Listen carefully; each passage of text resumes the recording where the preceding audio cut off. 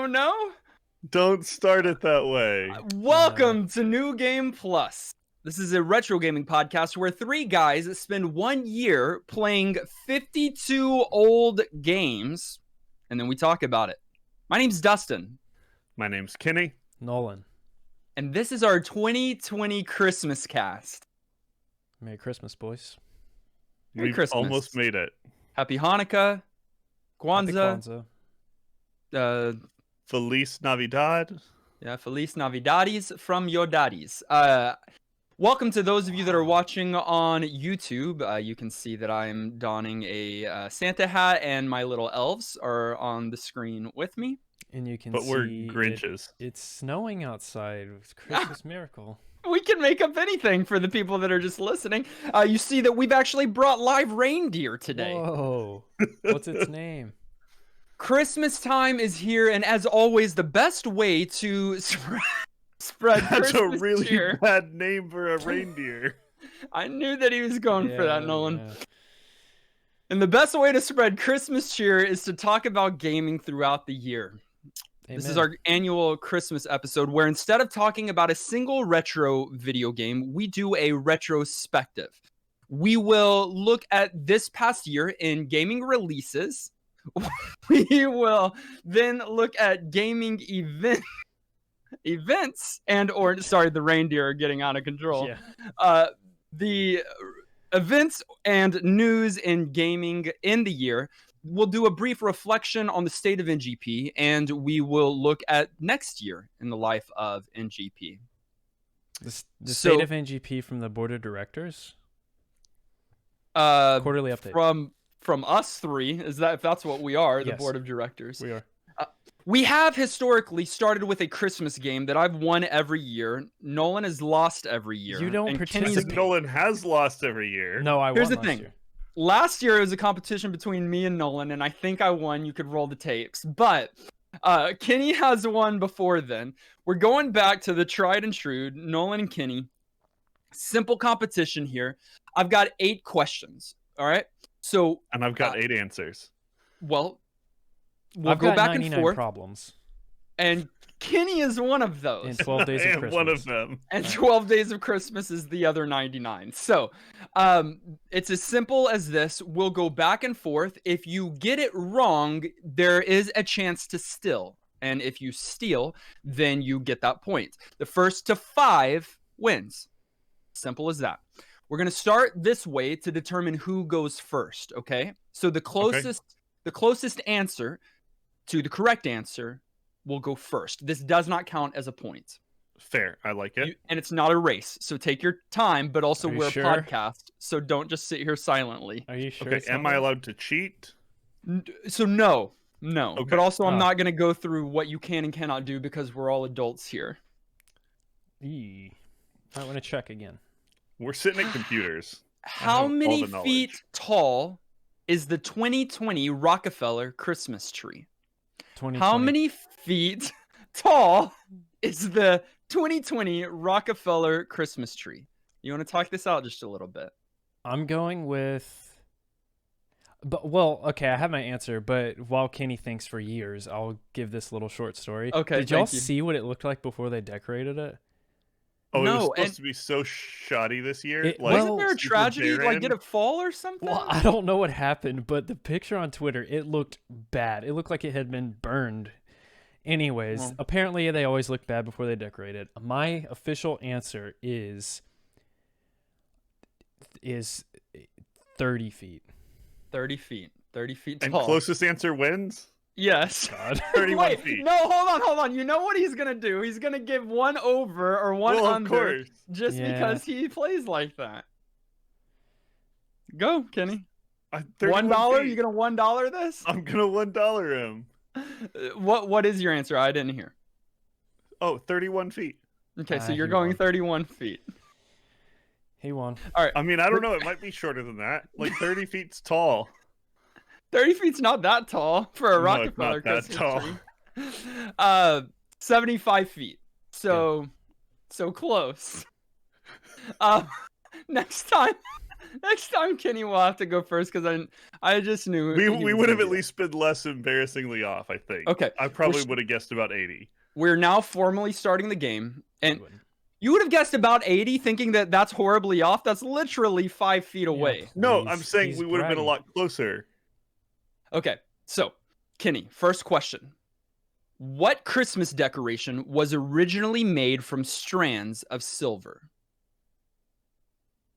By the way, while Kenny's thinking, this competition, these questions are all traditional Christmas. That's our theme, traditional Christmas. And the So- first question is, what Christmas decoration was originally made from strands of silver? Tinsel was originally made from strands of silver. Is that your final answer? It is. Okay. Correct. Kenny has 1 point. Tinsel, of course. Nolan, coming over to you. What Christmas-themed ballet premiered in St. Petersburg, Russia in 1892? I feel like I know the answer to this. The Sugar Plum Fairy. Is that your final answer? No, but yes. It's very close because I believe the Dance of the Sugar Plum Fairy is a part of this. Oh, shoot. Yeah, It he is knows called- He's a dork. We'll go to The Kenny, actually. Nutcracker. The Nutcracker, Okay. of course. Kenny, you have 2 points. We're coming back to you, Kenny.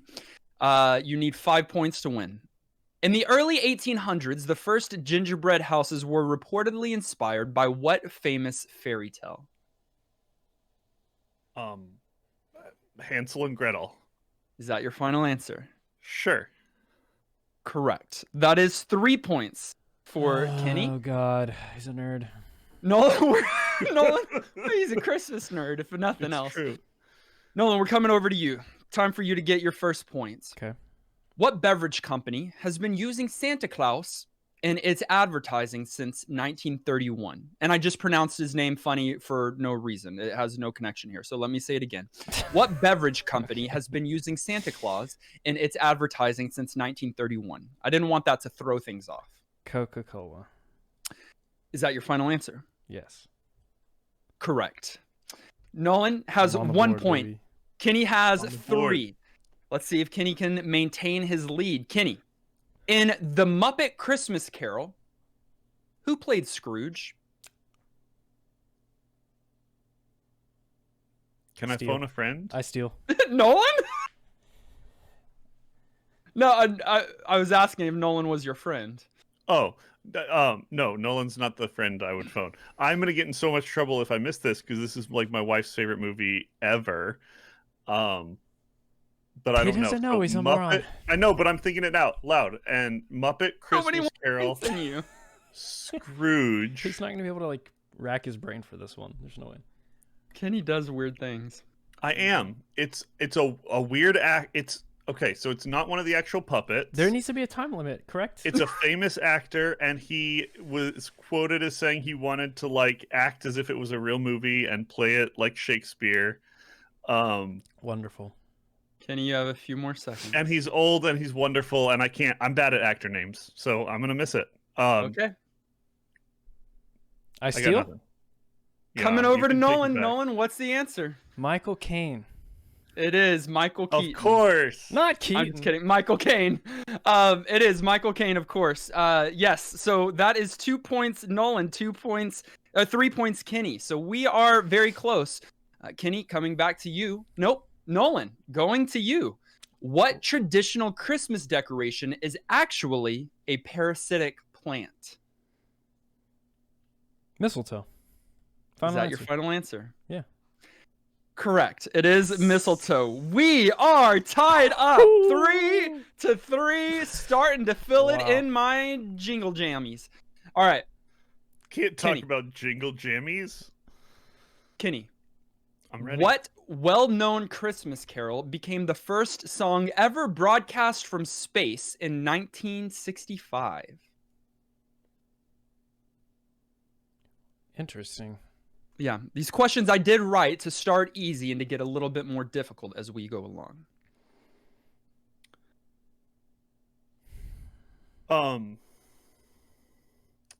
I don't know, but I'm gonna make just a somewhat probably gonna educated get it. guess He's and probably gonna get say it. Silent Night. Oh, that's a Is good that your guess. final answer? Great guess. That's my That's the my final shot in the dark answer. Yeah. In space. Shot in space. Incorrect. Going over to Nolan. Oh, Nolan, wow. would you That would like have been to a try and better steal choice, this? by the way. They should have picked that one. I'll ask the question again. Okay. What What well-known Christmas carol became the first song ever broadcast from space in 1965? Okay. Holy Night. Oh, Holy Night. Is that your final answer? Yes. The correct answer The is first Jingle Bells. Is that, dude? That was my first guess, but that's not a carol. That's a carol from the Jingle slums. bell, jingle bell. Yeah, Carol, you sing that with other people. Oh, you do not go No. Christmas caroling and course start you with do. Jingle Bells. 3 points all the way I'm around. pissed. Coming back to start with Nolan. Let's see if he can get his 4th point here. In what modern day country was Saint Nicholas born? In what modern day country was Saint Nicholas born? Look at Kenny's smug face. He You can- rocking. I don't know. No, I don't either. know. I don't either. Repeat the question. A third time. Okay. Yes. In what modern day country was Saint Nicholas born? Germany. Is that your final answer? Yes. Incorrect. Kenny, would you like to give it a try? In I was what also modern gonna- day country was Saint Nicholas You were born? gonna say that too. I was gonna say the same thing. Do you want to try it? Yeah, of course I want to try it. No, do you want to try the same thing? No, I want to try a unique That's his answer answer. that's not his answer.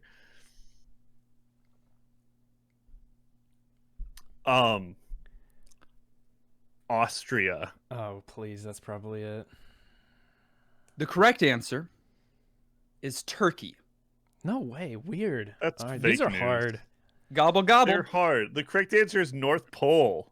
Nolan. Nope. Kenny, coming no, back to to you. me. It is still tied up 3-3. We're never going to have a winner. Nope. Kenny, how many? Actually, this is what we're going. Well, if neither of you get your next one, we'll go for one final question, All the and marbles. whoever gets it. Okay. Okay. Kenny, how many reindeer are featured in the poem "'Twas the Night Before Christmas"? How many reindeer are Oh, I don't featured know. in the poem "'Twas the Night Before Christmas"? Talk. Talk? Oh, because I we're was a just trying to podcast? figure out if Rudolph was in that. I don't think he People, is. you and so you can hear pondering. It's a fat dozen. Okay. It's 12. That's me Is talking. that your final answer? No, but I'm pretty sure I remember that being the number of reindeer there are, and I'm pretty sure it lists all of them. And I'm not gonna think them out loud, even though I could and figure it out. So Why are you take sassy? that. I trust myself. That is incorrect. Nolan, Okay. we're coming to you. Same question. How many reindeer are featured in the poem "'Twas the Night Before Christmas"? 4. All right, Kenny, do you want to suss it out now, out loud? Because y'all are both Yeah, wrong. because it's not 4. It's Out 9? loud. Kenny had it correct. Oh, you know what? Oh, did I? He had it correct in the sense that it is all of them except Rudolph, but he just had the Right. number wrong. oh, 'Cause he didn't get say him out rid. loud. Is it just 10? No, 11. there are 9 Dasher reindeer. and Dancer and Prancer and Vixen, Comet and Cupid and Donner and Blitzen. Blitzen. And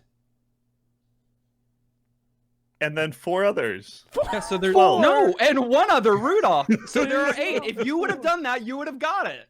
Well, I thought it was You're 12. wrecked, Kenny. I My said a turn. fat dozen, and everyone knows fat means -4. That dozen is really gross, though. Okay. Nolan, yes. still 3-3. Y'all have hit This a roadblock. we have a podcast to do.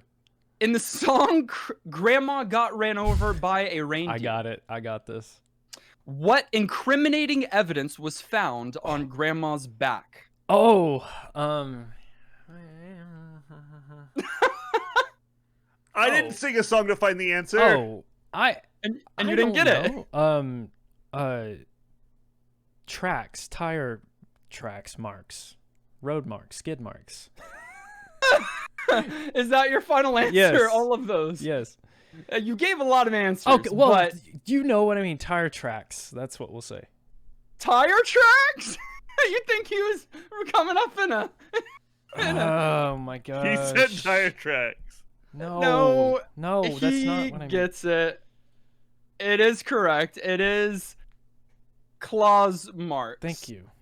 Yes. It's the marks, not the tire tracks. No, Claws. tracks. Reindeer don't have claws. Santa Claus marks. It's the you have a 4th point, Nolan. So Okay. you can bring it home on this next one if Kenny fails to answer this one, Okay. which I don't think he will. Oh wow. Kenny. I can shock you sometimes. Miracle. No, this one's easy. Miracle on 34th Street centers on what real-life department store? Oh. Wow. Macy's. Is that He's your just final trying answer? to make it tied Yes. so he can build drama. No, I'm going through my questions. It is 4 It's a freebie. to 4, but it is coming back to Nolan. Let me. You gotta Here's whip the it. thing. It's With it. gonna be- He said tire tracks. He deserves to miss this question. Nolan, Yes. what Bing Crosby song is the best-selling single ever? And my favorite song around Christmas, it's called the Christmas song. Is that your final answer? Mm-hmm. Incorrect. Oh, that's not King Incorrect. Cole. That's not King Cole. He came with so much confidence just then, guys. I gotta go with Which means it goes over to Kenny. Is he going to be the reigning champ? Yeah, he Kenny. is. White Christmas. Yeah. Is that your final answer? Final answer. Ding ding ding ding Dang. ding ding ding ding. I went too quick. I know that's not King Cole. No.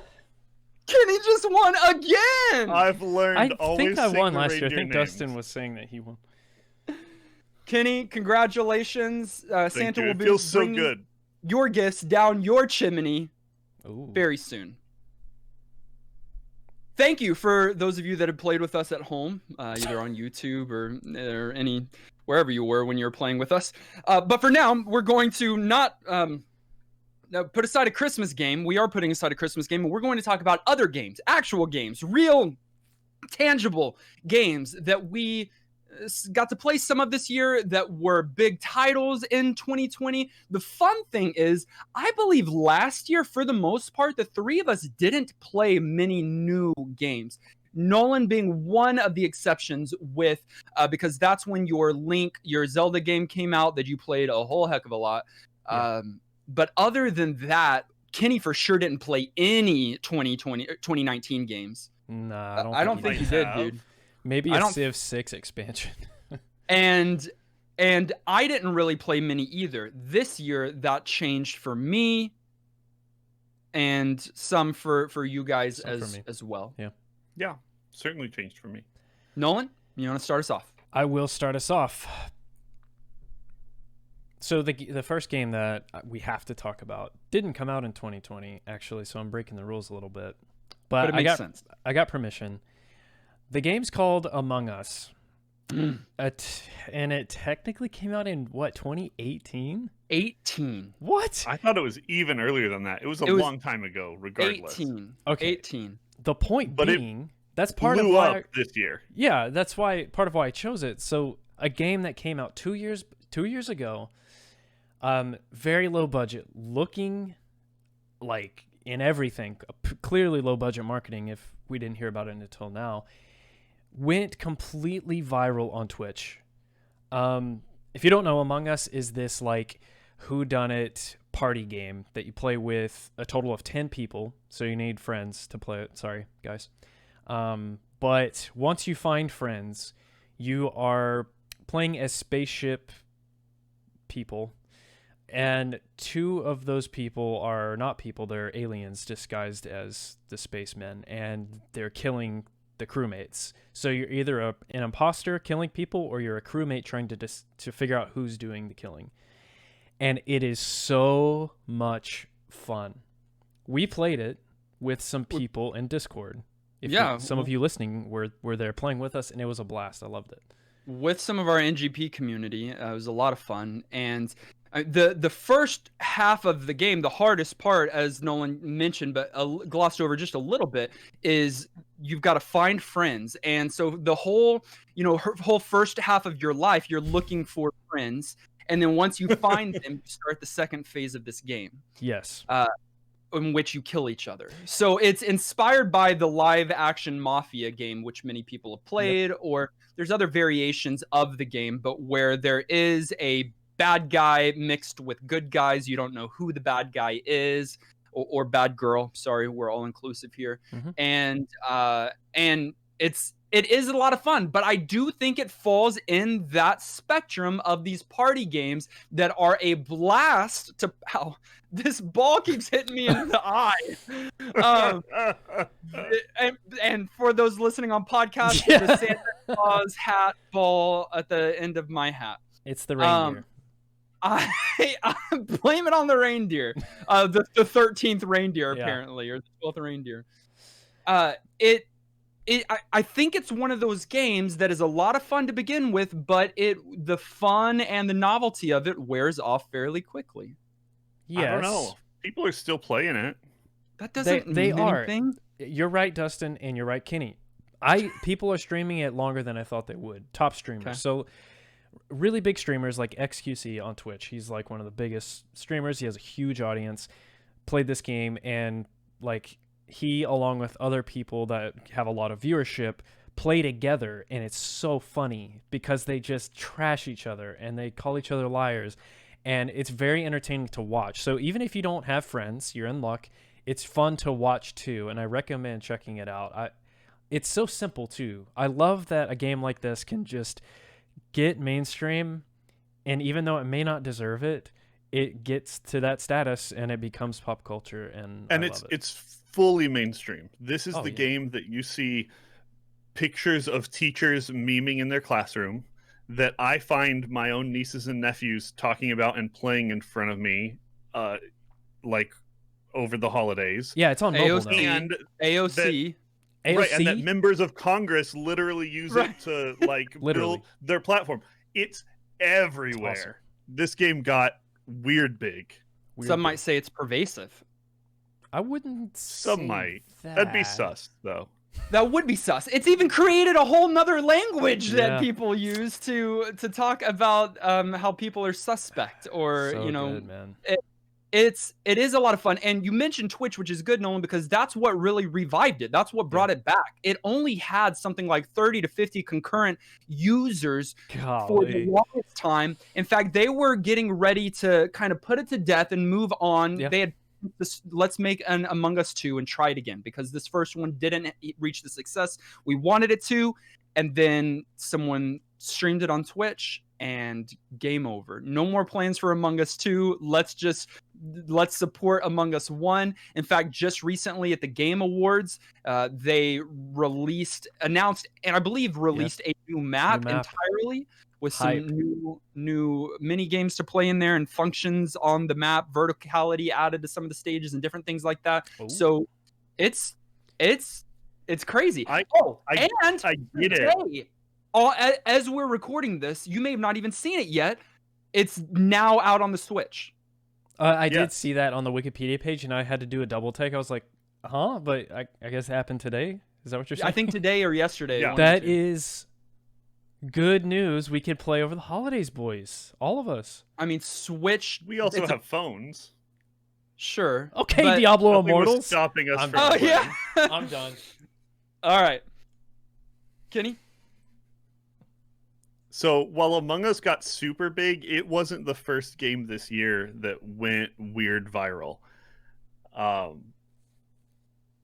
Probably before that, the other game that got weird hype, and I think much more popular than I ever would have expected it to, is a little life sim called, it's a life sim called Animal Crossing New Horizons. Now, this is a game that, I don't know, a lot of people, I think, at a glance would even almost call it a children's game, because it's a very simple, accessible premise where I wouldn't say that's true. It's not a kid's game. No, I don't think so either. But it is accessible to a Yeah, wide it audience, is. including Yep, children. yep. It's cute. Where you're given an island and then sort of set loose to do whatever you want with it. There's a whole series of item collecting. There's a series of things you can do, building structures and building relationships with NPCs, making things that you craft, finding objects that are rare, farming, growing things, catching things, fishing for things, all sorts of those sort of interactive elements. And you get to do it, and you get to do it not just alone, hopefully, but you get to do it with your friends as well. And this one I thought was going to be the biggest game of the year until weird things like Among Us and Fall Guys and other stuff like got So super weird. big and crazy out of nowhere.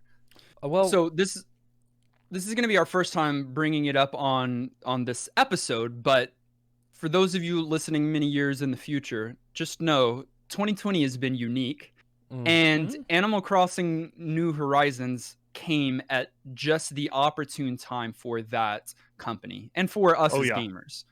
Everybody was just being told, go home and entertain yourselves, right as this hyped game came out. Which is a great command, and I wish that directive was given to us again, because go home and entertain yourself is the name of my novel. I don't know. But is what I'm saying is the game is good, and I think would have had a lot of hype around it, just a new Animal Crossing game in and of itself, but it was propelled to new heights when it came out on March 20th because of the quarantine, of the stay at home, because of COVID-19, which propelled this game to being the, by far, best-selling game in the Animal Crossing series, the best-selling Nintendo Switch exclusive, and the second best-selling game on the Nintendo Switch ever, only after Mario Kart 8 Deluxe, and it just came out a mere months ago. Yeah. Crazy impressive numbers. And I can speak to that from like a personal perspective. My wife lost her job because of COVID. We were and stuck because inside. of Animal Crossing New Horizons. We were stuck inside. The game comes out. We were previously fans when we were dating. We played. We had our DSs and we each had a town and would like trade items and stuff. So I bought my wife a Switch. I bought her the game, and then I was like, okay, I'll buy it. So I bought the game for myself, and it literally helped us get through those months because we were scared. Everyone was scared. Yeah, people still are scared. People have lost loved ones, and it really was a de-stressing thing in our lives, and like the perfect timing. God sent that game to the earth. It was so good. Like, it's so cute and lighthearted, and you can just get lost. Chill, and uplifting, and like you're creating and exploring, and it's an outlet. It really was the perfect COVID game. Thank you, God, for sending Animal Crossing New Horizons to us. Thank you. At such a difficult time. And then a game was released on April 10th. Console exclusive, but who cares? I tried over and over again and to not get hype. And I consistently, for years, did not get my hopes up. And then my hopes went up. They skyrocketed through the ceiling when I saw it back in the news, and the first kind of trailer release of Final Fantasy VII Remake. They've been talking about it for a decade or more. A long time. It's been a long time coming. And I've always wanted that. Of course, Final Fantasy VII, you should know by now. If not, go home and entertain yourself. But Final Fantasy VII is my favorite RPG of all time, my favorite game of all time. It has made such an impact on my life as a gamer and as an individual and human being. Final Fantasy VII Remake, I wanted that to happen, but I know that Square that they work slowly. I know that Square Enix. I know that There's other things that were taking priority, and I know that trying to do a Final Fantasy VII remake is touchy because it's not just an HD remaster. It was a rework. Remake. It's a rework, ground up. But when I saw it and saw how faithful they seemed to be while giving us a new game entirely, I was ecstatic, and my hopes only continued to climb as I began to play the game, just entirely in disbelief. Am I really seeing these places again, but this time in a brand new fidelity that I can look around and explore to my heart's content? It was a dream come true. I know I got to see you play some of this game, but I haven't and would like to at some point, but it's not like super high priority to me. However, I'm curious. How faithful is faithful? Are you even doing things like summoning the same materia? And if so, what I really want to know is how long is the Knights of the Round animation? Quickly, were you saying that you played a little bit but haven't played enough, or you watched some of me playing it but didn't watch it? I watched you play. I've seen some gameplay, but I haven't seen like the summons happen. So you know so little about Final Fantasy VII Remake. So little. None. Which is very sad for a few reasons. One, your closest friend has played through the entire game, made an entire Let's Play series, 82, I think, a lot of episodes of individual releases. I was too busy playing Animal Crossing New Horizons. That's fine.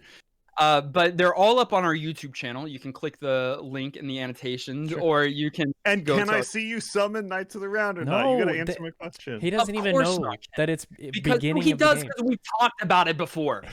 So this is literally 1/4, if that, of the original game. Oh yeah, it's just a partial story. I do know that fact.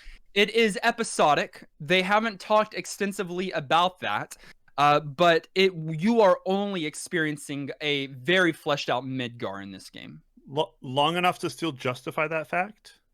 Or do you feel like breaking it up into four games is just money grab? Because part of it's money grab. I don't think it's just that. I'm not saying just. Watching Dustin play through it, it's like there's so much in there. There's no way they can fit and it's good. Regardless, this isn't a Hobbit situation. It is not even close to a money grab. Okay. If so, they did it poorly because, in fact, they did it so much the other side that there's going to be people that don't care to continue playing it because of how different it is than the original game. It is honestly completely re-envisioned. It is. I think they hit the perfect mark of being faithful to the original while exploring new things. Good. Of course, with a game like this, they're able to give us more characterizations and more depth to some of these characters and stories that we didn't originally get. But you're doing so much. And Kenny, they're even taking the story, it seems, a different direction. And I don't know what that means. There's a lot of fan theories out there, as if some thinking that this is like a parallel universe to the original, some thinking that this is like a time travel back before the events happened in the original, but some of our characters realize it. I don't buy into all of that. I still think it's going to be somewhat close to the original game while deviating some and in some major ways. I do think that there was a little bit of fluff in here with side content that you didn't have to do, but near the end of the game. But with these RPGs, you're going to get some of that. And Final Fantasy has always had that. I think they did exceptional with this game. And that's so hard because a game that's this loved, you are just taking a big risk. Like, you're going to make some money no matter what when you've got a loved franchise. Like, people are just going to go out and buy it. But if you don't do a good job, like, you're gonna be reviled for it because it's something almost like sacred that you're messing up. So it's really risky to do that, and I'm glad to hear that A, they didn't just stick to not doing anything different, but that B, it still has the heart that you were looking for. That's great. It was nominated for 6 awards at the Game Awards, including Game of the Year. It won 2 categories: best RPG and best score / music, which you could probably imagine best score music. It's some of that music in Final Fantasy is some of the best video gaming music, and they took it to a whole nother level here. It also won IGN Japan's Game of the Year for 2020, so it definitely hit the mark for a lot of people, including me. I'm going to give you a figure for this next game. Okay. $314 million. I thought you were going to say days before we got to play it. The amount of in-game currency I've spent on armor repair. Diablo 4. 3. 2. 1. It's actually Cyberpunk's estimated budget for creating the game. I thought you were going to say that's how much money they've made. That's a huge budget. Cyberpunk 2077 is finally here. Dustin made a reference to the meme that is currently and was happening for a long time, in that it's never going to come out. CD Projekt Red, the creators of Witcher 3 and other games that I don't know, announced this game a long time ago. And of course, with a game as successful as Witcher 3 and a company that people trust now after that amazing game won so many awards, then yeah, we want to play a futuristic game from you. Well, they pushed it back and they pushed it back and they pushed it back, and I respect them so much for that, because they so many times. It was supposed to come out in like January or something.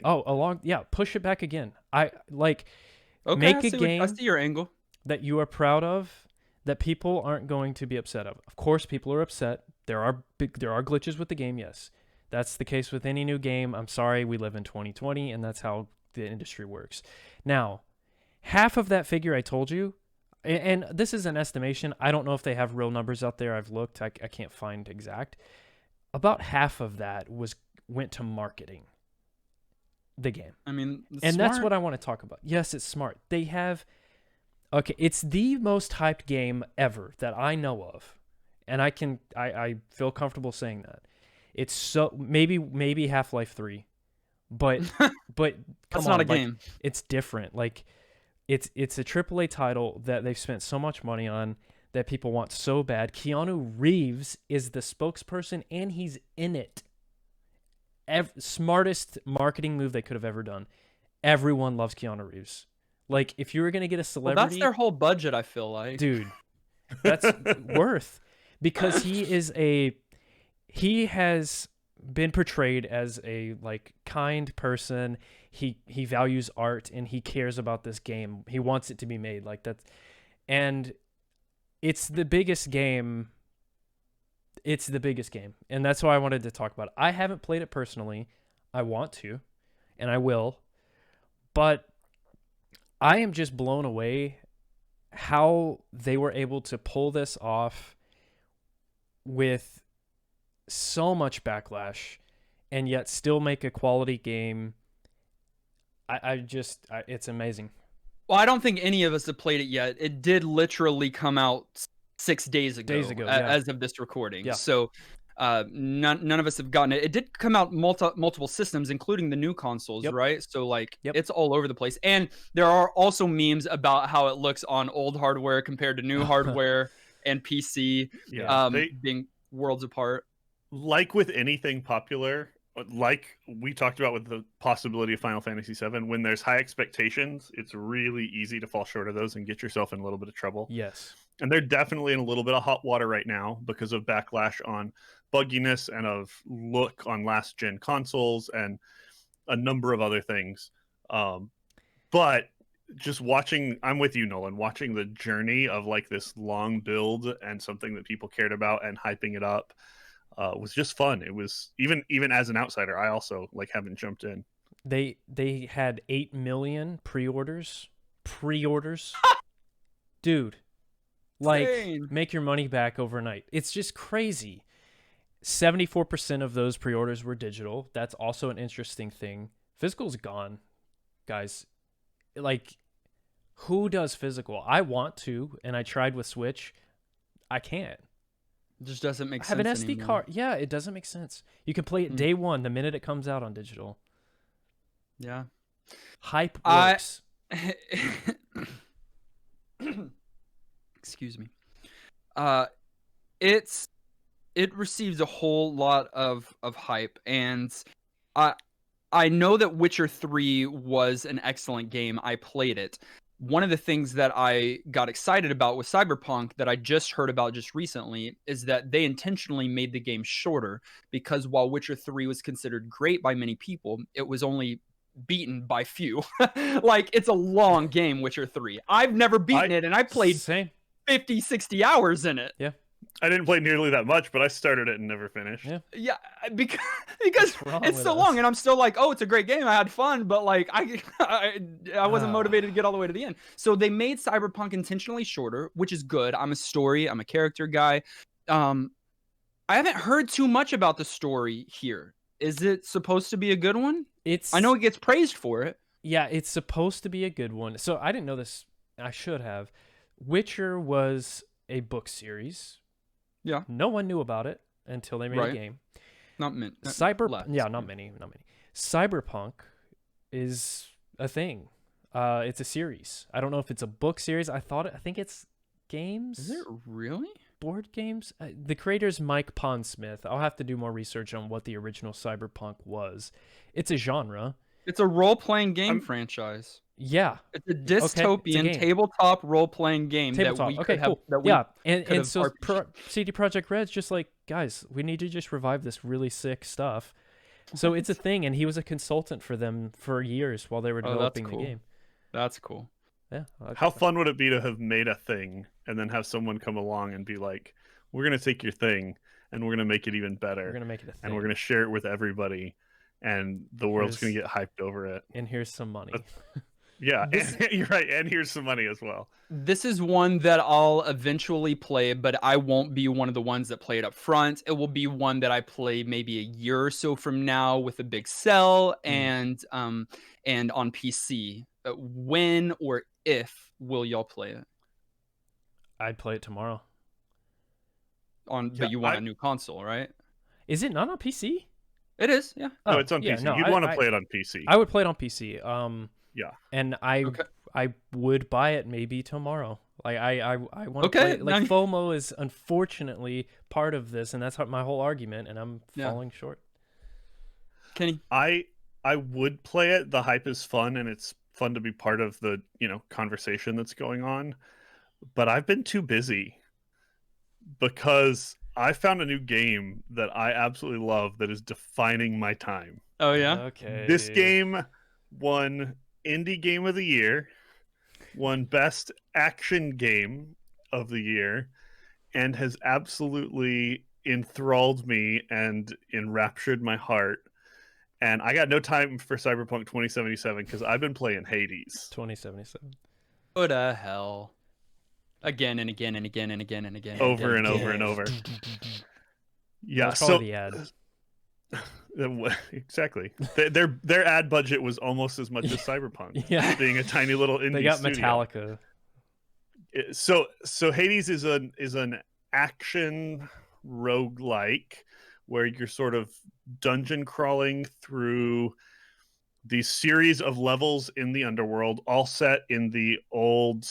I'm gonna get my Greek right. I get Greek mythology. Yeah, Greek mythology. I get my mythologies mixed up. I don't know about all that. Don't we all? We do. Everybody does. Every day.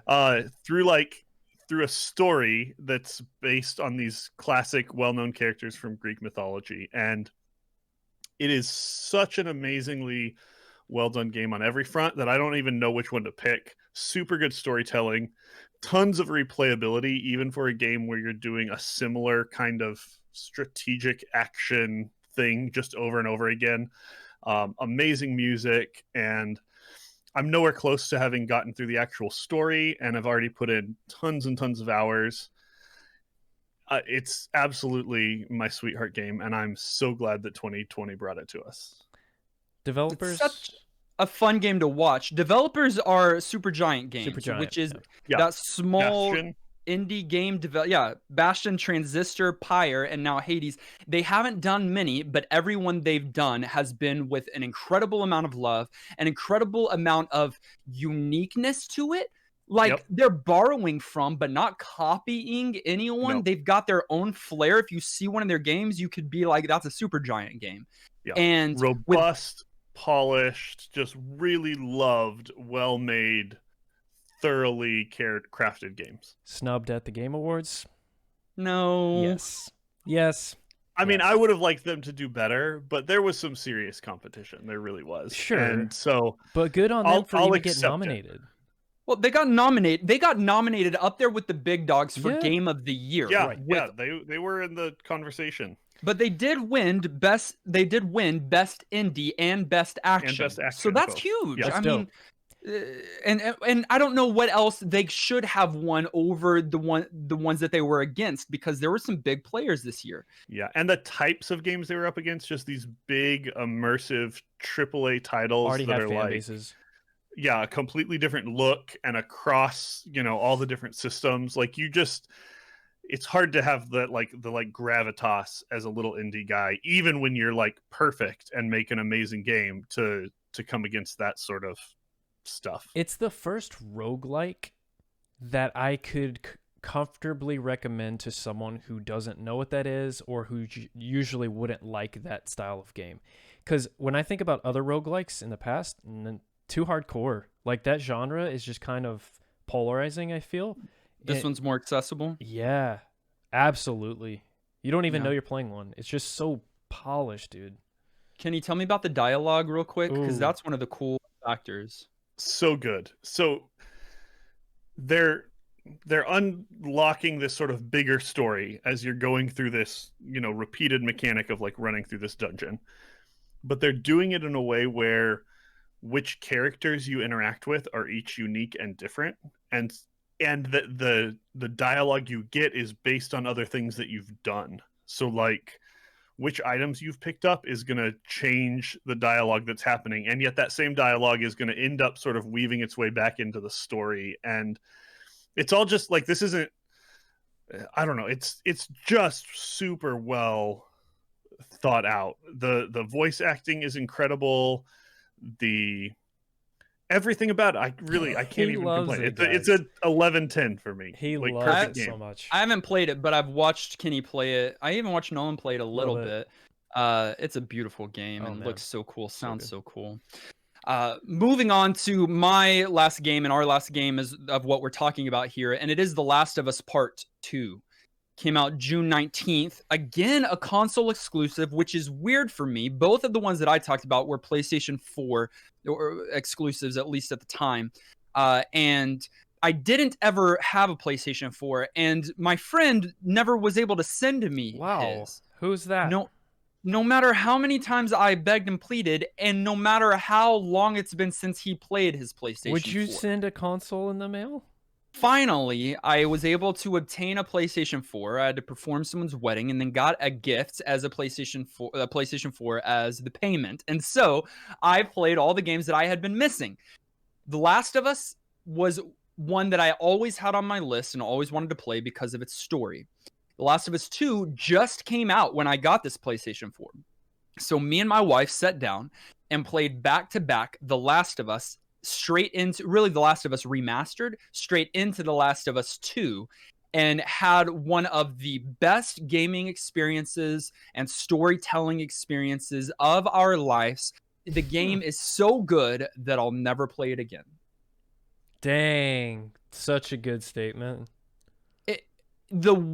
It's not a happy thing. You don't finish playing and is like, yeah, let's do that again. It's a book or a movie that you watch and are ripped to shreds, knowing that what you just experienced was absolutely amazing, one of a kind, but that it's not something that you just want to do over and over again. I've only felt that one time about a game. BioShock. Ooh. Infinite? Or the first one? Just the whole series. Just the series? Yeah, I feel you completely. I wanted to give him a round of applause. It was just... Right. Yeah. Right. I haven't even played the first one. I have it downstairs. I'm borrowing it from a friend. Oh. How badly do I need to play both of them?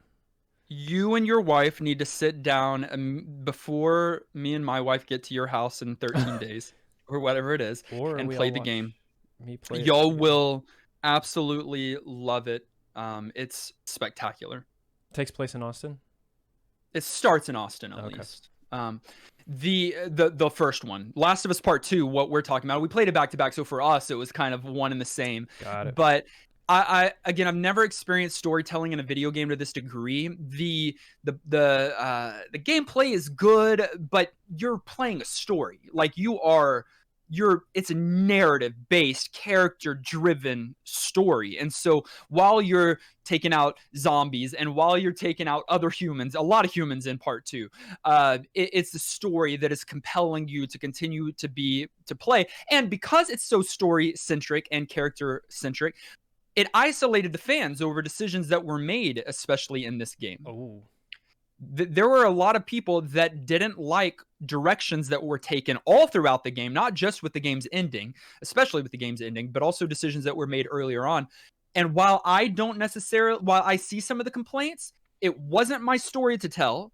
And Sure. I think the story that they did tell was riveting. And I respect them for telling their story that they wanted to tell in the way that they told it. I think they were heavy-handed on trying to be all-inclusive. Dude, they hit every mark. If you had a list of like inclusivity, like things that we've got to touch to make sure that we hit every category, they hit all of those. But again, I think the story and the characters are absolutely astonishing. Yeah, when I said Hades didn't have a chance of winning It was more up against awards, Yeah. it's because The Last of Us 2 existed. Yeah. This game swept house. It just won everything and a few things it didn't even think it was going to win. There's at least one category at the Game Awards where it was nominated twice. Really? Like, yes.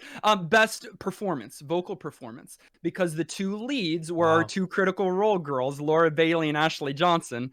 Both of them. One of them is Ellie, our main girl from the first game, and one is a new character. And so, where's the guy?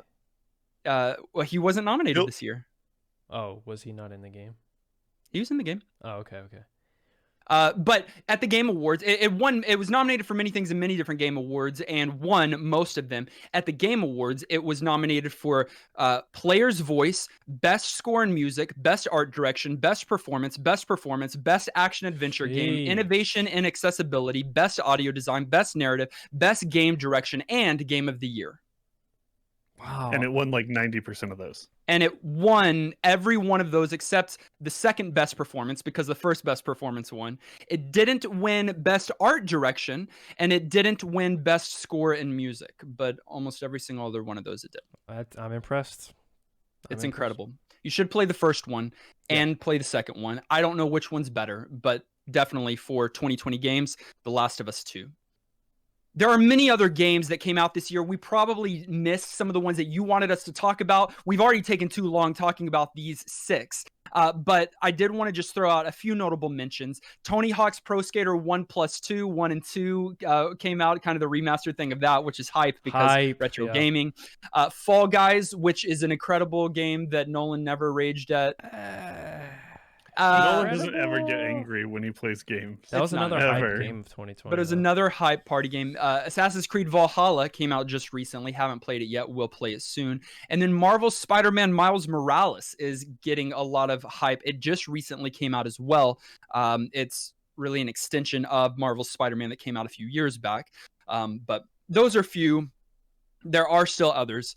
But let's quickly move on into big gaming news or events in 2020. I believe there were a lot more in 2019 because 2020, again, a unique year altogether. But Nolan, do you want to start us with yours? And I think it's unique that you are bringing this one up, and I'll tell you why momentarily. Okay. So one big thing that actually happened last year that I believe we talked about on our summary. That's what I was going to bring up. Okay. We did. That was your gaming event for last year. Yeah, it's poetic. So last year we talked about Mixer, which was Microsoft's streaming platform, and how they bought Ninja and Shroud, two popular streamers, for like 30 million and 10 million.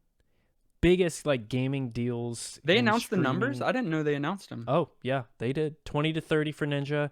I believe 10 was Shroud's, which is crazy. That's a crazy amount of money to give a streamer. Crazy amount of money. And it didn't matter how many what viewers they had or anything like that. They just literally had handed them the just money and said, Right. you have to stream exclusively on Mixer. And they said, okay. And best decision of their lives. best decision of their lives. Especially in retrospect. Because Absolutely. on July 22nd of 2020, Mixer got taken out back. They said Shot turn between the around, eyes. and Microsoft pulled the trigger. Mixer's dead. Now, why? Well, apparently, Microsoft was not seeing the return, the ROI on that platform. They needed the numbers. They were trying to compete. Consider this. They're trying to compete with Twitch and freaking YouTube. YouTube's Right. bigger than Twitch. I have to remind people that. Google owns YouTube. And Facebook Gaming, which is not doing terribly. Facebook Gaming is actually doing quite well. So they're trying to enter this space. They couldn't get the numbers. Despite buying those two popular, excellent broadcasters and entertainers, they just didn't bring the numbers with them. People like the platforms they currently live on, their streamers stream on it. So they got rid of it. What this means for Ninja and Shroud, do they have to give any money back? No. Like I said, they got paid. They didn't break the contract. No, yeah, they're just done. Now they're $30 million richer, and they get to go back to Twitch, with which both of them did. So now they're back on their home platform with their audience. Their audience. And Mixer goes to just that company just goes to putting all of their efforts then into Facebook gaming. Facebook gaming. Yeah. Okay, yeah, it's like, that's gonna work. Just Facebook like gaming, that's great. Choose one of their competitors, and they're like, you can have the rest of our people. They should also continue to help Justin Timberlake bring back MySpace because that's gonna happen too. I forgot he tried to do that. Some bad ideas. They tried to make it into a Bad music ideas. thing. Oh no. I'm so tempted to like judge Microsoft for this because it seems like a ridiculous thing. But when you look at the pull that popular streamers do have, when you look at Among Us blowing up just because it got a little bit of popularity on stream, when you look at the influence that space is having on our culture, I can't blame them in the least. I know it backfired. I know there's probably other reasons that Mixer, the platform itself, didn't take off like others did, but I don't think it's a terrible idea to try and throw money and swing people if you're wanting to do it. It was smart. So I think I remember giving them credit for that. I'll have to listen to the tapes, but I agree. Yeah, if you're going to start from scratch, get the biggest person on your competitor's platform and say, come over here. Yeah, of course. Now streamers everywhere are dealing with this DMCA thing. And I'm so confused by all of that. It's like streamers drive numbers to game sales. Absolutely they do. It's a direct correlation. So why do y'all put them in jail all the time for dumb stuff? You know what? And this is a tangent, and we didn't bring it up to talk about. Maybe we should have, but Nintendo is the worst. Oh my gosh. I don't even want. They make me mad, and they haven't even necessarily done anything to me personally outside of take away any monetization that we can make off of my Ocarina of Time Let's Play series. That has 10 views. Yeah, thanks, guys. They're so greedy, and it's the worst. They sent, for those of you that don't know, they sent a cease and desist to Smash. The big, not the big house. One of the other really big Smash tournaments that happens all the time. It's a Melee tournament, and I guarantee you they were like, wait, why do people have Melee tournaments, Ultimates out? That game is 4 games old now. You can't do that anymore.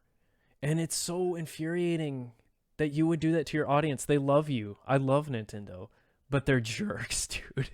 Anyway, it was their legal department. The big house has always just been way heavy-handed, and it's put the community off. And you'd think they'd learn, but I guess they haven't.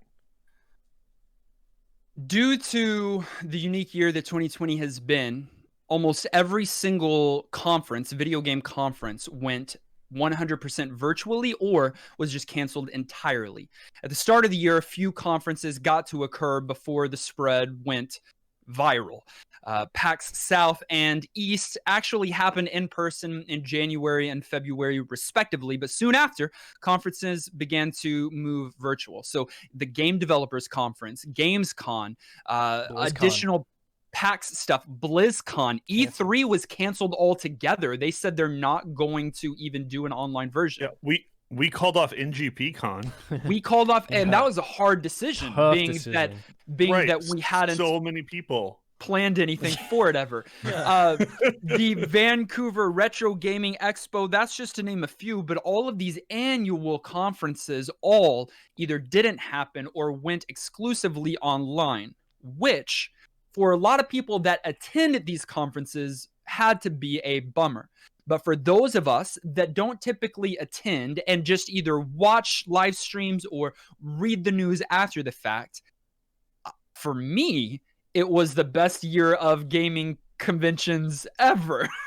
Yeah, I mean, they stream a lot of them for free, usually. Like, if you can't attend, they'll stream, like, the talks and the announcements, but they were even streaming, like, some of the other in-person exclusive stuff, like cosplay competitions or awards or whatever, you know what I mean? That's what you watch mainly, yeah. You what? No, that's what you watch mainly. No, you watched that. No. But, like, yeah, I agree. Like, I've never gone to a convention in my life, and I don't plan on ever going to a convention. So, yeah, I mean, you know, quarantine's not all bad. I got to watch some of that stuff, and BlizzCon Line is in February is going to be online too. You do plan to go to a conference because we're going to go to some conferences as New Game Plus. Y'all can. You have to go and cosplay. Actually, I will stream. Nolan is afraid of the public. Yes. I would say Kenny more so, but he's afraid of me. I thought these online conferences were just done so much better. For whatever reason, it helps to cut out a lot of the technical difficulties of a live event, a lot of the fluff and filler, and some of the awkwardness that you always get. The awkward announcers that have terrible scripts. They're kind of just getting straight to it and showing the stuff we want to see, which makes for a yeah, so epic. good. Just back to back, so clean, so crisp. It's So kind of like a lot of people, I don't want to talk about them again, but are learning from Nintendo because they've been doing those directs, right? And it's always been fluid, clean, always Rehearsed. perfect. Yep. And it worked this year. Summer Games done quick. It's not really a conference, but it's another thing that raises a lot of money. And there's a lot of those money raising events for, you know, for cancer research and for different things like that went entirely virtual this time. They crushed it. I think that even worked, you know. They still made a lot of money. There were technical difficulties because they're having to stream a game and a camera and a mic from people's house all around the world. Unreliable people, yes. They have no control over it and their internet connection. I can't even imagine the headache. Considering all of that, they crushed it. Considering all of that, they crushed it. And throughout the pandemic, the sale of video games has increased. A lot of that is because people are staying at home and they need something to bring them joy. And so they're coming back to the true tried method of gaming. If only they could also find New Game Plus. Video sales have gone up in North America, 34% at least. That was back in March. And hardware up 63% from the previous year. And again, I think those numbers are only climbing. Ooh, the hardware might maybe skewed by the new console releases, no? Yeah.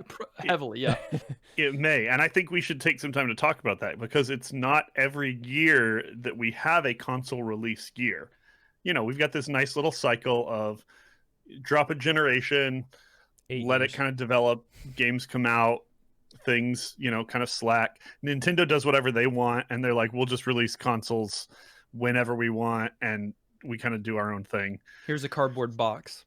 Right, yeah, and then we're gonna wire up a cardboard box and it actually be cool, and no one knows. Like, they're the best and the worst, but they are the two big.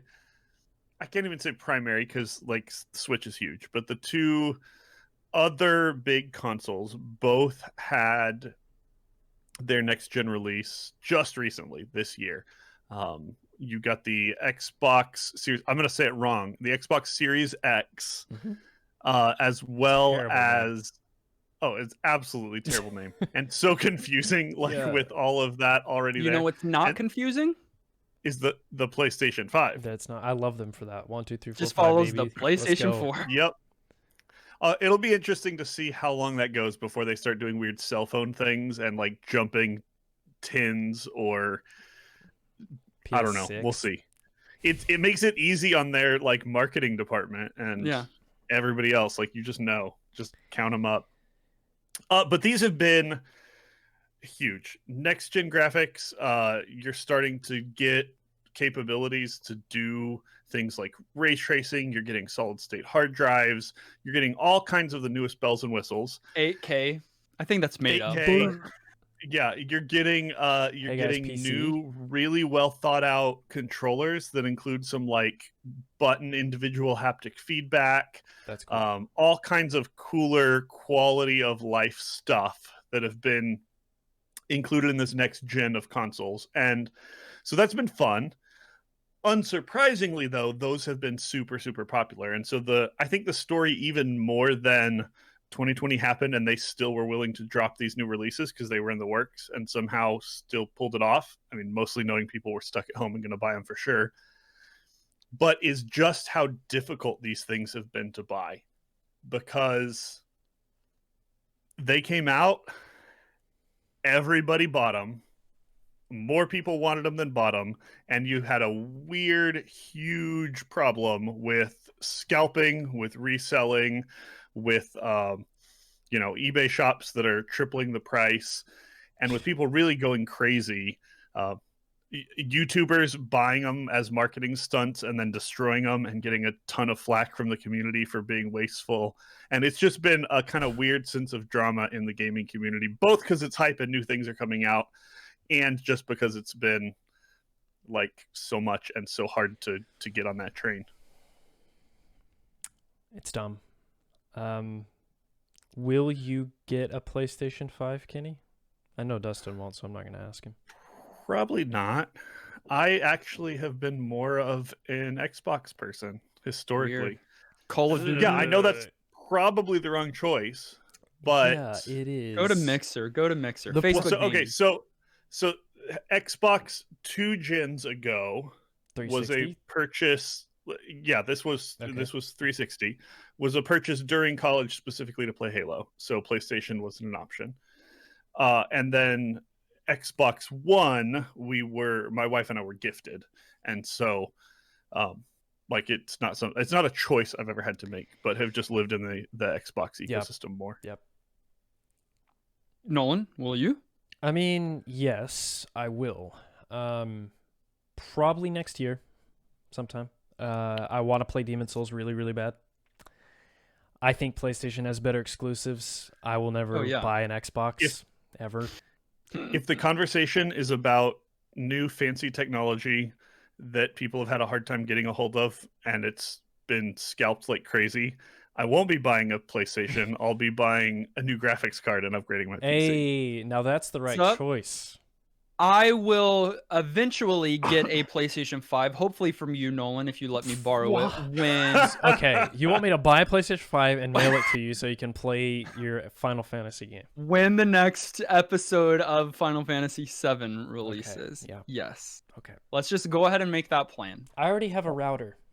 I'll pay for shipping, and I don't think the PlayStation 5 looks as silly or bad as y'all think it does. It's kind of ugly, but it's the better choice. It's super ugly. We're moving into 2021. Act like y'all are individuals that want to go to space someday. Come on. That don't look like Xbox space. looks a million times better. Y'all just want that bookshelf speaker? Yep. That's what Xbox X Yeah, Series X. I want a little mini fridge. I want the PS5 to look like the PS2. Exactly like it. The original box. Before we move off of this, are there any key games that I know, Nolan, you just said the Demon's Souls remaster? No. Remake.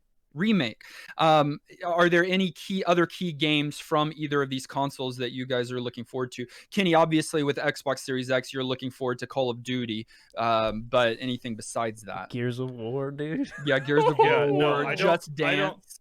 I don't actually play consoles. I don't believe in them. Do you have a Switch? I do have a Switch. Yeah, the only next gen game I'm looking forward to is Breath of the Wild 2, and that's not gonna be console dependent. Or next year, probably. And Nolan, are there any other titles for you? I don't think so. So there's that. There's the Spider-Man game I care zero about. So it's just Demon Souls for me. Yeah. Bugsnax? Bugsnax honestly looks lit. I'm not gonna. No, dude, it looks so dumb. I've heard it's so good. Like unironically, people think it's so good. That is our discussion on the 2020 games and 2020 gaming news. Now let's talk just a little bit about New Game Plus. That is our podcast. That is what you're listening to. Oh yeah. This last year, we hit our 5th year, which is a big milestone in the life of anything, a business, a marriage, a podcast. The majority of podcasts don't make it a year, much less 5. We have been doing this every week without fail for 5 years. And I think we can brag on that just a little bit and pat ourselves on the back because that's really cool. But none of that would we have. That's not true. I was about to say none of that we would have continued to do without a community surrounding us. And maybe that's true. But I know that Kenny specifically has caught me before saying that and been like, nope, I would have done it just to hang out with you guys. And it makes me feel all warm and tingly inside. My goal is to just make you feel warm and tingly. Go home and entertain yourself. 2020 in review for New Game Plus. What's something that stood out to you as something that we were able to accomplish or do this year? Well, for one, and this is mostly like because it was somewhat of a pet project for me. I really believed in YouTube as a platform in terms of growing our podcast. So beefing up our YouTube presence and actually doing video podcasts. So again, we've mentioned it already, but if you're listening to this, we're also filming this on YouTube. You can go to our channel and actually it's youtube.com/newgamepluspodcast. Yes. And you can watch us instead of only listening to us. So like, that's been cool, and we've seen a lot of engagement on that platform. Just people commenting regularly. They're our views are up on our first plays, and I think there's still a lot to be done there. So I'm really excited, like what more we can implement there. But that to me is like my proudest accomplishment that we've been able to do this year. And it really is cool, Nolan. You should listen to last year's Christmascast because as we were planning for 2020 goal setting, you said one of the things that you want to do is that. And you and we have accomplished that, not only with these video episodes, but we have regular video clips. We've been consistently doing first plays. We've put up let's plays. Again, I joked about it earlier, but I finished an Ocarina of Time's let's play and a Final Fantasy VII Remake let's play series. Yeah. And so we've got a lot, dude. How many videos do we have up on our YouTube? I want to look up how many we have this year alone, because I feel like we either doubled or more how many videos we had on our channel. It's a lot. It's a lot of content. It is a lot. I would say at least 10. Would you say at least I'd say at least 11 10. or more. Okay. So I think that's cool. And we also have some relaxing playlists, video game playlists. N64 fans, you will be pleased. And PlayStation 1 fans, we've got playlist videos that are 2 hours long each for your listening enjoyment. Kenny, what's something for you? I love that, and I know this is small, but I love that we've just continued to work on quality of our product. Not just content, but sound of what we do. Things are professional. We got some new microphones. Dustin's got a Santa hat. That was not a cheap hat. The reindeer were not cheap. They were really expensive. And so just the sort of group of folks that have surrounded what we do and supported us is so like humbling, and so thankful for Tom and Hookshot and everybody, Maxima, and like the whole team of people that give their time to help what we do keep going. And I just love that we're committed to continuing to make a quality product. Yeah. So both of those things. So we really did what is probably our final upgrade of recording equipment. It's for sure microphone. You can't. For sure. We're not going to be able to do better than that. This is God tier. Sure, we could up our cameras again if we want to at some point down the line, but you guys have made it possible for us to do that. And then with Maxima, Hookshot, and Tom, we finalized our team. Some of them have been helping us for a while now, much longer than just in 2020. But in 2020 is when we kind of formalized, hey, this is our 3-man team to go alongside us three, for Tom to help us out with the production and editing of almost every single episode that you listen to. Hookshot making the incredible designs. They're so funny. The weekly thumbnails that he drops have me laughing every single time. Like I absolutely love them. YouTube meta. They're Top so good. YouTube meta, Yeah, and a lot of them he's superimposing our stupid faces on video game characters. Yeah, so sorry about that. Then he's also created the t-shirt designs for us. He's creating for us NGP themed backgrounds for phones and computers. He's really upped our game with our website. Last year he helped us heavily do our March Madness, which we were planning to do again this year, and then March Madness literally did not happen in the world, and so we followed suit, feeling that it would have been poor taste to just continue that for this year, but we hope to bring that back next year. And then Maxima, just doing an incredible game with our social media. Yeah, Twitter especially, and then he does some on Facebook and sometimes on the TikTok as well. The TikTok, the Instagrams. I said that we hit our 5-year, and that's something to celebrate. Something to mourn is that with that we did our Kenny takeover. Whew, baby. Yeah, we're mourning the fact that we don't get that every single week. No, well, he just did an episode. It hurt, Nolan. It hurt. I didn't like it. It hurt so good. I didn't like it at all. I didn't like it. I had a great time having all of the power. We, for the first time, brought about producer pools. Oh, yeah. So sick. Yeah, that's new and fun. We've done Patreon pools. We did our 2nd year of summer pool party this last summer, but we also started the occasional producer pool for our producers only, which is an extremely small list of games that we then choose from. Yeah. And that, I always think it's cool when we can add like Patreon perks like that, especially to our producers. Like, our producers have been so faithful, so helpful to the podcast. So I love the producer pool. And speaking of Patreon, we hit Patreon goals this year, not just 1, but 2. So believe it or not, it was this year that we played D&D together. That was this year? That was this year. 2020 has been so long. If you guys are apologizing for the takeover episode, I'm apologizing for trying to make people listen to us play D&D. I thought we did so good. I thought it was fun. I honestly think our little trial run before the real thing may have been even better and had more promise. That little one-off was super fun. The bleating bit was good. And then we also just we previously hit this goal, and then we fell back below. We just recently hit it again, where we are now promised a monthly NGP event, whether it's a live stream or community game night. We did a few of those when we were above the goal. We did our Among Us, play together with. We had, dozen plus people in a room. Yeah, we weren't even able to. House. It was great. Play. So much fun. And then we even did a Q&A, a live Q&A. Remember that? I thought that went very well too. I think that was great. Listen, we want to give you guys more content, so continue to help us keep this, keep our levels up there, and we love to be able to do regular interactions with you guys, more so than we even do in Discord. And then this last year, we had some many incredible guests, including King Gaming, MC Moffat, 8-Bit Drummer, and Kiana Mosser. Just so many high-tier, excellent guests that join us to talk about one of their favorite games. So fun. I loved all of them on, and it was fun. I randomly was watching 8-Bit Drummer videos after he had been on the show, and and there was one time I was like, wait, I recognize that T-shirt. He's got at least a couple of his videos where he's wearing New Game Plus T-shirts. Oh yeah, because Dustin sent him one. That's right. I haven't seen it. I would love to see it. Thanks for sharing with us, Kenny.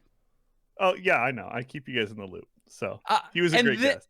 And then let's look forward to the new year. Okay. All right. 2021 is around the corner. I believe that everyone's ready to get there at this point. Yes. last year we Yeah. opined on how we're ready to leave 2019 in the past and get to 2020. We shouldn't have done that. Because then 2020 happened. I think we're ready to get to 2021. What's just a couple of the things that we hope to continue to accomplish, grow in, and make better for our community as we go into the new year? You're not talking beard length here, right? I think that's part of it. What's your goal? I'm gonna double. No, you can't. Yeah. I mean, this is That's 1 year. so Like, low. we're gonna keep it going. Is it really? And your wife is much. chill with that. Oh, she totally is probably. And you put beard oil in it? Yeah, I can tell. It looks pretty. I do all slick. kinds of things to keep it healthy and clean. Double Gandalf? Please All right. do. So We're going full wizard, but that's that's one only of a them. nice bonus for those of you watching. Yes. Yes. What's another thing, Kenny, besides beard length? Or you just wanted to get in and make that joke and then you're out? Yeah, that's it. I'm out. That's the only thing I care about. Nolan, just I mean, go. We'll come back. I to secretly, Kenny. Nolan doesn't, and I didn't know if I should bring this up because Nolan's gonna roll his eyes. But I secretly want us to hit our next Patreon goal, and it be an option because it kind of isn't right now. Right. We set sort of a stretch goal a while ago that we're actually getting pretty close to. That we may have to be a little flexible on, depending. But of going and representing NGP in person at like a retro gaming convention or something. Yeah. And obviously, as long as cons aren't meeting, that won't happen. But we'd love to do something equivalent, or hopefully live in a world where people are interacting face to face again. And I think that would be a really fun goal, cool way to grow the community, get exposure. I think it'd be rad. And I hope that we can, because that was also one of Kenny's goals that he mentioned on last Christmascast for 2020. We got close. And Didn't make close. But then also the world was against us during that time. I don't even know if It's we'll be able to true. do it next year, like even if we hit it, Maybe something virtual, dude. Maybe we throw our own. Hey, Is there something there? don't give me an idea. Yeah, no, I agree. I think that would be pretty sick. And we could cosplay. Okay. Okay, We let our patrons do a poll to pick what cosplay character we play from the games that we played this year. I would Sailor say I'd Moon? like it. I would say I'd like it, but I'm gonna end up being Big the Cat somehow, and I'm gonna shoot it down. Okay. No, Lord of the Rings cosplay right here. We got a dwarf, an elf, and a human. You're all three of them? No, I was trying to point at you guys. I don't actually know where I am in relation to you right now. Nolan, help me out. I'm a human? You're the human. You're cosplaying a human. Aragorn. All right. My goal. Here's a concrete one for you. I know what Nolan's goal is. 10,000 subscribers on YouTube. Don't laugh at me. Okay. 10,000 subscribers on YouTube. We should hit 1,000 first, just saying. Sure. But that's then we only have 9 more to go. It'd be cool if we didn't. Momentum's a thing. Yes. And just need one video to take off. The YouTube algorithm's a thing. Like, I want exposure for the podcast, and I think YouTube is one of the avenues to do that. We obviously have other things that we need to do and explore and get better at. 10K subscribers by Christmascast 2021. Okay, I like that.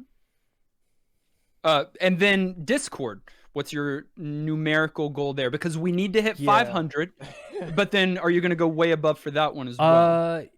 Yeah, sure. Since we're doing 10K on YouTube, I can push that traffic to Discord. I'm going to say 1K on Discord. That's lowballing. We're almost to 500, but basically the reason I want the numbers, 10K on Discord means you get put into the discovery tab, so people could just find us through Discord, just if they search retro gaming, right? So I'll add one more goal, and that would be to do 2 Elements episodes as opposed to 1, so that we can double this last year's. We did. I want our community. We blame COVID. We were really bad. No, we blame y'all's lazy butts. It was COVID. I need the community to know that I've tried, and I've even told them I'm recording on this day. Show up if y'all want to do it. And did you go to your computer? And I'm just sitting here naked trying to record an Elements episode. We did more than one. No, we did, and we did Wii Gaming or something like that, which is our most listened to episode to date. Out of every show, out of every I think episode. so. I'm hitting stop on the recording. No, don't stop recording. I think that's true. That to date in the life of our podcast, let me look. All time. Okay. Yes, the number one and number 2 are Elements episodes. If y'all could just know that and then say, I'm inspired to do it. Number 2 is Elements, characters of Super Smash Bros. And number 1 is Elements, gameplay of Wii Sports. Okay, it's something to do with the way we're naming our episodes. There's no way that's just the most listened to. People don't search for Wii Sports podcast. You don't think people are searching for Wii Sports? No, that was a good episode, there are though. people that are really into Wii Sports. Y'all should go check out our Elements episode from this last year, and stay tuned for our 2 Elements episodes from 2021. Yeah, we want to say, we've already said a big thank you to some of the people that help this podcast continue and be a success. But we would be crazy to look back on this year and not take some time to thank those of you who also support us on patreon.com. Our patrons, you guys literally go above and beyond. And so we just want to take a minute and say Merry Christmas, Happy New Year, special big extra huge thanks to our producer level supporters. That's Amarlian, Austin, Ben, Bro Jim, Carrie, David, Dear Baby, Francesca, Corey, Mr. Lattes, Maxima, Shauna, William, and Zion. And a massive shout out as well to our 2 director level supporters who give us so much support, just like with their time and their thoughts and their attention. And these guys have really just been like the backbone of this podcast. Carlisle and Antonin. Thank you guys so much. Guys. Yeah, Thank we're appreciative. There's a whole host of you that support us on Patreon. When we created it, guys, we put 2 high-level tiers, thinking that one of them was kind of just a joke and was a silly, like if there was a sugar mommy or daddy that wanted to come along and support us, they could do that. The other was like, dude, if we get a few of these, that would be really cool, the producer level. Yeah. And so many of you have hopped on that make the list so long for us to say each week, and it is so much fun to say that. We cherish each and every one of you, and then those of you that have become our sugar daddies and mommies, I mean, that's just above and beyond. Yeah, and not only that, like, the producers and the directors carry our Discord community. Like, they're so active, so welcoming to anyone that joins there. They welcome them first. True. So cool. So cool. You can follow us if you aren't yet on our social media. All of those links are in the show notes below, including our YouTube, so that you can help us to get to 10K, and our Discord, so you can help us get to 10K. Was that for both of us? Make sure you're listening to us directly on any podcast provider of your choice. Subscribe so that you're the first to get new NGP episodes. And while you're at it, leave a kind rating and review. This episode was edited and produced by our good friend Tom Tate. The beautiful graphic that you see was produced by our good friend Hookshot. And the tweet that probably sent you here, or the social media interaction, was from our good friend Maxima. Thank you for joining us for this very special Christmascast episode. Next week, we'll be back with our regularly scheduled program. Until then, I'm still Santa Dustin. I'm Kenny. Nat King Cole, the Christmas Which song. is not White Christmas. The Christmas And this has been New Game Plus.